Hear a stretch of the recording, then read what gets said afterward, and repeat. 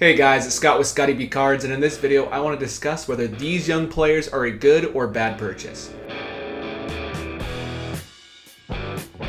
Earlier this week, I made a video on some rookies who are rookies this year and whether or not they're a good buy. People really enjoyed it and they asked about other players like Wander Franco, Adley Rutschman. So I wanted to make a video today where I discuss those players and a few more. There's 3 rookies and 2 sophomore players. I want to discuss these players and see if they are going to be a good long-term buy. Extremely difficult to predict, but based off of the small sample size we can, let's see what trends are good, bad, and ugly. Before we start, if you are a sports card fan, I post 2 to 3 times every single week exclusively about baseball card, sports card content. So make sure that subscribe button so you don't miss anything. All right, let's dive into it. The first player, Cruz. I've had a lot of people request him, saying he's going to be really good, saying he's going to be really bad, and he's a very interesting player, and you're going to see why. I believe he's a 6'7" shortstop who's actually not a terrible defender, and overall, he hits the ball harder than literally anybody we've seen in the StatCast era, which is 2015 until now. Harder than Aaron Judge, harder than Giancarlo Stanton, harder than anybody that's played baseball since 2015. He hits the ball harder, and he throws the ball harder for position player. And we'll get into that a little bit later, but let's look at some stats. They aren't super exciting yet, but that's okay. He's 23 years old. In the past, I always say the earlier they can debut, the better in regards to their card values long term, and that's true. And I always say 24, man, this guy's washed up. And that's not what it is, because it's just harder to have that player have a trajectory that's worth a ton of money, where someone who's 21 or 20 years old is a lot easier. So age 23 is kind of pushing the envelope a little bit in regards to collectors and investors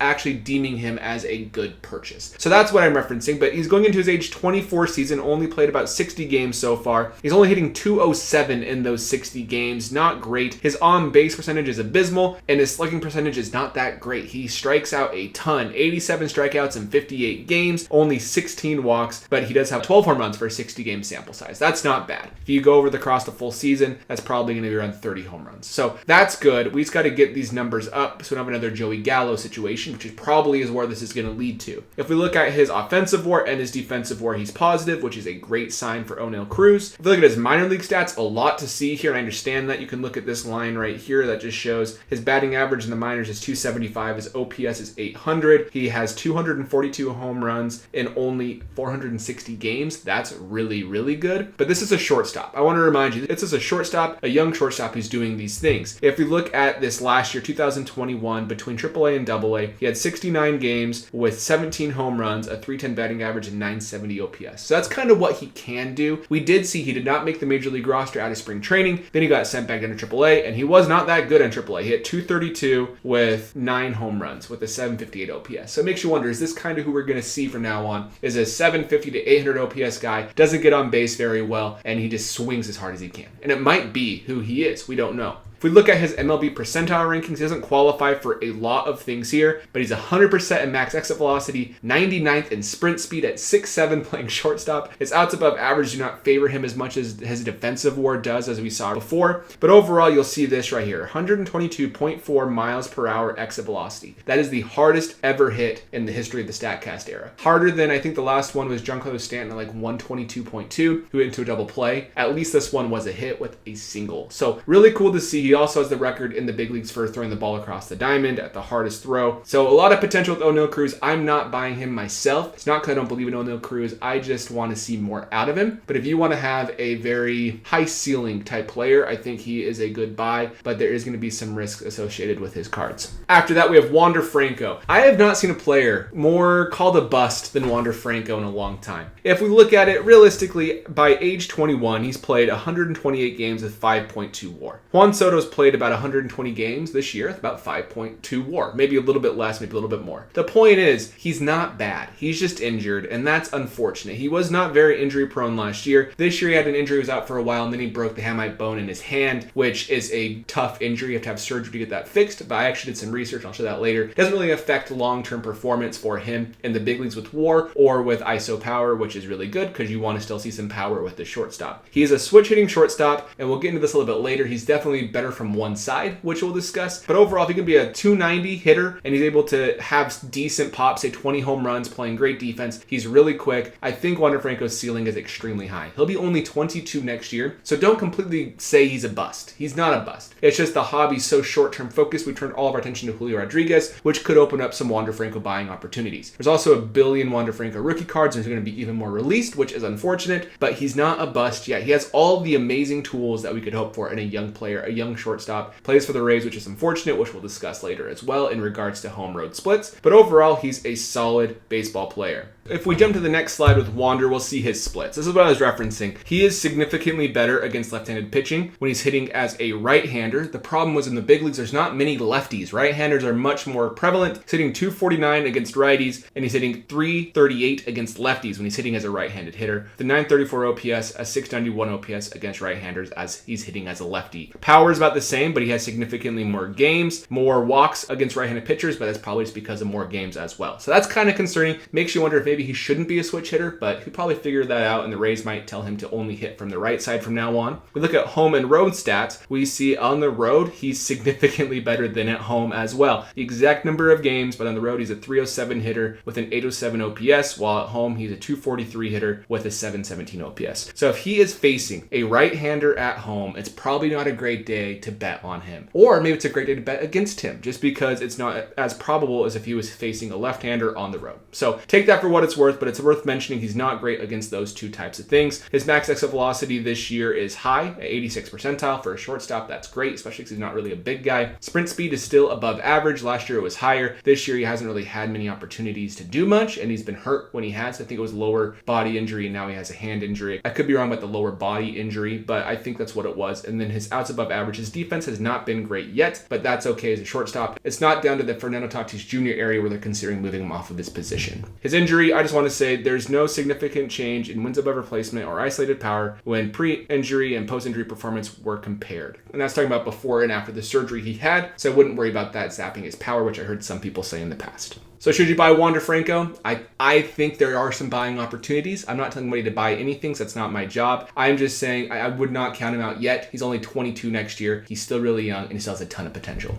Alec Manoa, one of my favorite young pitchers. There's not many young pitchers that get me excited. Alec Manoa is fantastic. This year he has a 12-7 record with a 2.6 ERA. He struck out quite a few hitters with the 147 strikeouts this year, on pace for probably 180 to 200. And everything on his percentile rankings is average or above average. What you're seeing right here is his whiff percentage is actually average, but his hard hit percentage, he does not get hit very hard at 93rd percentile. So overall, he is a good pitcher, and he's playing for the Blue Jays. And I think over the long term, you're going to see the Blue Jays get better and better behind Vlad, Bo, Alec Manoa, these great young players, and they're going to be in the playoffs, and he'll get some exposure. Only 24 years old. Investing and buying pitchers is one of the hardest things to do in baseball and be successful. I thought Shane Bieber was a can't miss guy, and he's not been as good this year. Zach Gallen, I was high on Zach Gallen because he was great, and then he was awful, and now he's great again. It's just super difficult to time it well, and it's hard for pitchers to stay healthy, but if they can, and if the right guy can get lucky, you can get lucky. So if you believe in him, do you. If you don't believe in him, don't do you. He's just one player that I like more than everybody else so far. Should not take that anything more than what it is. Next up is Adley Rutschman. Adley Rutschman is really interesting. He kind of feels like Buster Posey 2.0 on the Orioles. The reason I say that is because he's just a good guy. It feels like a lot like Buster Posey. Good catcher. He is a good offensive catcher and a good defensive catcher. Very similar to Buster Posey, which we'll get into. But again, he's 24 years old, which I don't love, but he's a catcher and he's getting a lot of recognition as a catcher in the hobby. They just don't. But he does have a 247 batting average, 788 OPS, which is a 124 OPS plus. That's very good. 3.7 work. He's a great defender and a good offensive player. You can see O WAR's 3, D WAR's about 1, and then with base running about 3.7. That's where we get that number from. He has some power that he's shown, which is fantastic because that was kind of concerning for some people, but he seems like he could be the real deal. If we look at his projections and him compared to other catchers in baseball, he is 5th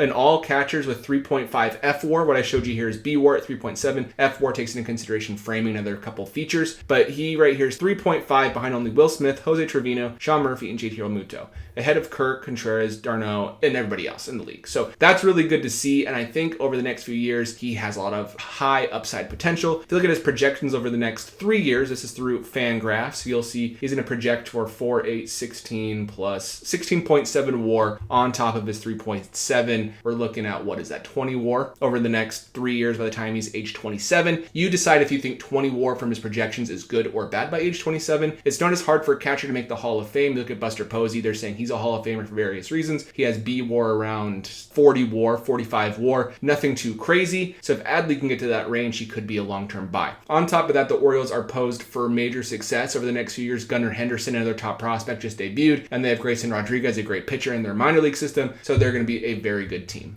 Look at his advanced stats. He hasn't really hit the ball very hard consistently, but he has good max power potential. His framing is 90th percentile when they're actually faking the umpires out. That's probably going away in the next 5 years, but as of right now, it's still important. His pop time from behind the catcher, throwing it to second base is really good. And a lot of his peripherals. He doesn't swing and miss often. He walks a lot, and he doesn't strike out very much. So I like that in a catcher. The last player on this list is Jazz Chisholm. Jazz Chisholm is a very interesting player. A lot of older fans, when I say older, I mean just true baseball heads. They can be young my age, but have the old traditional belief that baseball players should respect the game and all these things. They don't love him because he's kind of doing his Euro step around the bases, shooting 3-pointers on his home runs, stuff like that. But if you're like me and you're younger, you like to see that excitement in the game, and that's why Jazz Chisholm might be a good person to look into. There are some very obvious red flags with Jazz Chisholm's game, however, and I want to discuss them. The first thing is he's hurt right now. I can't remember what his injury is, but he is hurt and on the IL and has been for a while. If you look at his profile, low on base guy, has decent slugging. His OPS plus at 139 is great this year, but there's a reason why his OPS plus and his OPS is higher this year compared to previous years, which I'll show you in a moment. He's fast. He can have some power for being a small guy. Really exciting. There was this big article that his teammates don't like him. Had a team meeting without him to discuss what they're going to do about Jazz, which is a whole other thing. So maybe he's a clubhouse cancer. Who knows? But on top of that, if we look down here, he's a positive defender, positive offensive player, definitely a positive base runner, which is good for his overall WAR, which I like. He is 24 years old right now with only 5 WAR, not too crazy, but this is where it gets hard with Jazz Chisholm. Right here, you'll see his splits from 2020 till now, the last 3 years. You'll see against right-handed pitchers, he's a 250 hitter with a 785 OPS, 28 home runs. Against lefties, he only has 6 home runs, 223 batting average, and a 661 OPS. Significantly worse against lefties. Significantly. So much so, he's basically been a platoon player this year. This is 2022. He is a switch hitter, and that's why, every switch hitter definitely has a stronger side, which makes sense. But his is obviously right-handed hitter to the point where he doesn't start against lefties, is kind of what I've seen. Maybe that's different now, but against lefties this year, he's hitting 143 with a 519 OPS. They put him in great circumstances with right-handed pitching when he's actually hitting as a lefty with a 927 OPS. The good thing for him versus Wander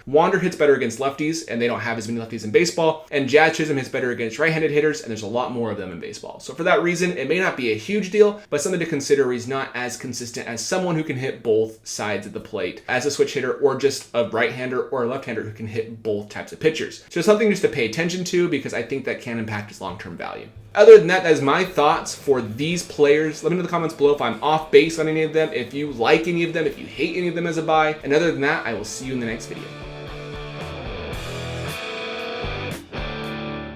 Sports cards are supposed to be fun. If you're not having fun, you're doing it wrong.